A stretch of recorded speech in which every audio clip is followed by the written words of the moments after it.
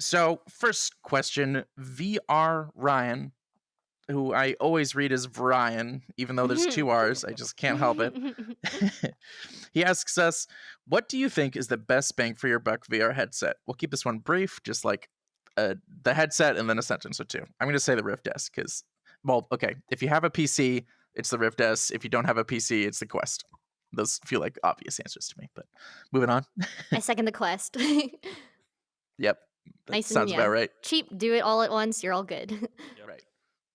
It's got to be the Quest for me. I just got the virtual desktop app. I haven't tried it yet, but I want to see how the wireless is. That's one of the things that I think might be. Everyone says it's pretty good, so I'm excited.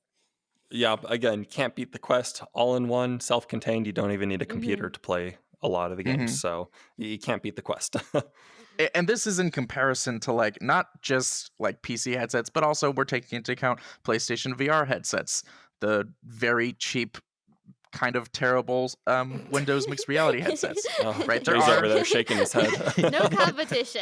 Wait, I forgot. Yeah. Does Labo count? Labo. Oh my god, Labo's Labo. That's the Best top VR, headset. hands down, of the year 2020. Oh my goodness, I always forget about that one. Yeah. So this isn't just like top off the top of our head. This is something we're pretty sure about and we've given some thought to. All right, Adam, you got the next one? I do. So the next question is from Rumbo, who asks, Adam, how is your game going? Well, I gotta say, it's slow. So just to give you a brief explanation, in the past year, I have had a baby, had 3 jobs, moved to a different state, and almost had coronavirus. So it has been Oh a my busy God. year. You poor So thing. yeah. So I gotta say, it's slow going. It is going, but it's slow going. Adam, So- I don't know. I hear this Yeah. list you give of family, health, occupation. I feel like all these things are trumped by you making a VR game. Like you need to fix your priorities here. Yeah, I gotta obviously, share my obviously, voice with the family, world, right? family's got to be down at the bottom, and VR game has got to be up here. Obviously. And my baby, it'll, survival of the fittest. He'll either Oh, figure out how to get his own food. I'm sorry, kid. I have this to work on. Oh my goodness. Galaxar Music asked, which game did you get too immersed in? His was Gorn. Mine was Rec Room because one time you can see the video. It's all over my channel where Nat and I were playing dodgeball and we had mats. We were at separate ends of the room, but I was so into dodgeball I had gotten my mat across the room next to her and I just punched her right in the face while throwing a ball. It was brutal. Luckily, the headset took the impact. She was wearing the PSVR, which kind of floats off your face. It took most of the impact. She was fine, but the sound of that moment when it just punched, it was pretty bad. What about you guys? What was the game you got too immersed in once? Definitely always VR chat. I would say I don't know if you guys over on my channel I actually made a video about Phantom Touch and how people can have like sensations that they feel like in VR just by watching it. And for me, I never really experienced that until I got my index and then I went into VR chat. And the most immersed that I felt was there was this world titled In My Dreams. And there was this like rose that you could pick up. And I remember running my finger over it and I could feel the petals. Like I could feel the texture of the Oh, that's petals wicked. around just by like looking at it. Yeah, it was insane. But that was like the most immersed I think I've ever been was feeling the rose. That's Wow. actually really cool. Like of That's the really answers cool. I was expecting from us, like touching a flower petals wasn't the one. I was like, yeah, that's what she's gonna bring up. Mhm. What about you, Rip? Yeah, that's interesting. I don't. I mean, I certainly get immersed in games, but I'm never I've never like hit something. I'm usually pretty good about my guardian boundaries, so like it's not like I have that story to talk about. Um, I mean, I guess it's less than of an immersion and more just getting like extremely focused, and Yeah, I can into the definitely zone. like. Yeah, I can definitely like hit some people that walk into my play space if I'm playing like Beat Saber, then they don't stand a chance. Because I gotta hit those. I don't care if they tell me that they're passing by. I gotta get a good score. So Stop for nothing. Absolutely. yeah, stop for nothing. So I guess Beat Saber. I know it's a boring answer. No, Beat Saber is like really surprising. I think people who don't play VR don't really understand what it's like to hop into Beat Saber for the Oh first yeah, time because it's so like Oh my god, like, my first time in Beat Saber, like, that tripped me out so incredibly hard, like, seeing all the boxes and the lights and the depth of it, like, being in front of you. I feel like it's a good way to feel like you're actually in, like, a virtual space, and Oh so, yeah. I'm with you. I think it's a perfect answer. I have the hardest time, especially because on like just a written on paper level, it's a rhythm game, right?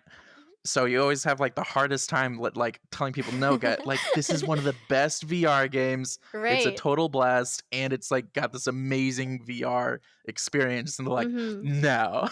And you just have to Well, like They you have won't to practically force understand. the headset on Those them. non-VR well, people, it's they the don't perfect get it. example. Yeah, it's the perfect example of like you really have to experience it to It understand is, because otherwise absolutely. it's like Guitar Hero, but man, it's like 3D, you know? So it's just you really don't understand until you're in it. You gotta Mhm. stop with Mhm. the Guitar Hero. Someone said that to me, and they almost lost me completely. I feel like it's nothing like Guitar Hero. It's nothing like it. It's more like DDR, strangely, which I also don't like DDR, but I think it's closer to that than Guitar Hero. Guitar Hero is just touching buttons. I don't get it. I don't get it. I want to just note chat is in fact loving the location. Oh, Knew awesome. it. Knew it. It's nice and cozy. Less Adam, comfortable to sit. did you mention a game? Did you mention a game you got too No, I immersed in? didn't, but I gotta say it was Pavlov. When I first started Mm. really getting into Pavlov, you know, I ran out of ammo, someone was coming up, and so I grabbed my knife and threw it at them and punched straight into the wall. So That's that rough. was a bit too much for me. Mm. Mhm. But our next question is also from VR Ryan, not Ryan, and who asks, "What is the best, most immersive VR game that you love and would say like holy shit all the time?" And so for me, it's got to be every time um, Elite Dangerous. There is no better feeling than sitting in that cockpit, having all the instruments in front of you. It just really feels like you're there, and you can Mm. look around and see the really beautiful starscape that they have. That just blows me away every single time. Every single time you say that, it blows me away because it was cool and all, but I just didn't have that experience with it. It was a good game, but like to me, No Man's Sky is more immersive than that. I can get out of Really? my ship. Ugh, I can get out of my ship and walk around no. on land. I can get in my ship and I can take off. I don't know what you guys are talking about with Elite Dangerous. Fia, please tell me you don't care about Elite Dangerous. No, I'm definitely on the No Man's Sky team there. Yes! Yes! That's right. That's right. Well, it's 2-on-2 because I'm When Destiny comes back from the Jonas Brothers, she's gonna be They the third one against you two. and Well, obviously she she's doesn't like very No Man's Sky intelligent either. because she likes Yeah, Jonas but Brothers. she hates. So She'll hate Elite Dangerous. So it'll still be a half a point for my side because she'll hate yours. So was oh shoot, was No Man's Sky your pick, or were you just saying in reference I to think Elite it's Dangerous? better than Elite Dangerous, but no, Ugh. I would still say Half-Life Alex every time I get back in there. The Oh yeah. tension I feel Oh yeah. walking around in that world. Oh my gosh, it's almost too much. yeah, I was gonna say Half-Life Alex for me as well. And I think a lot of it has to do with the fact when you're like touching things and you get the feedback, like the little rumble on your controller of like actually feeling things. I feel like every single time you do that, because I spend so much time in VR chat, when you suddenly like have that more like reactive environment, you're just like, whoa, what's going on here? Oh Like yeah. this feels so cool. I hope they add that into VR chat at some Oh, point where you can please. actually like Yeah. interact with things more like lifelike. I feel like that would be the one thing that takes this game to like the whole new level. Mm-hmm. You see, I and that's sus- so surprising for me every time that people bring up Half-Life Alex because I loved Half-Life Alex. It's an incredible game, but I always just felt like it was a game. It never took it to that next level that maybe Elite Dangerous could, where I can just lose myself in the world. I always Mm. kind of felt still that it was still a game. So I'm really surprised to when people talk about it like you guys do, you know? Mm. Do you think you could put like your finger on why you think that was? You know, I don't know, but for some reason, maybe it was just because I was doing it on the Vive, and it always felt like I was looking The through that vibe. screen door, right? But Right. but for me, it was always I could tell it was in the game, and with Elite Dangerous, sometimes I kind of come close to losing that sometimes. Mm. By next week, you got to spend some time in Half-Life Alex. I want to hear if your mind has been changed on the next Oh yeah. podcast. Need to hear the Will do, will opinion. do. Hmm. And what about you, Rip? I'm probably gonna have to also go with Half-Life Alex. That game is just I've said it before. It looks gorgeous. It plays really well. It definitely, if I were to have like put my finger on why there's some gamey aspects, it does do some, I guess, shortcuts in terms of not or yeah, UI. It has some UI elements that are gamey, and I think that was for the better. I don't wish they did it any other way in terms of like rather than picking up weapons and stuff like that, you have to like go through Yeah, a your menu and it weapon just kind of pops selection. in your hand. Yeah, there's a lot of I could go on, but there's a bunch of elements like that where they clearly wanted to focus, excuse me, on approachability and ease of use rather than having immersion just for the sake of immersion. Um, so like, but you can play a game that tries to go for that. Boneworks, and there's even with all the updates, it's still got some jank. So I liked it, and I think that is probably, in my opinion, the best example of like really well done immersion, especially the creepy parts. Yeah. Like for those, I don't want to spoil anything, but for those who remember that one section where you're about to go into a particularly dark place, and you have like a little ledge to get there, right?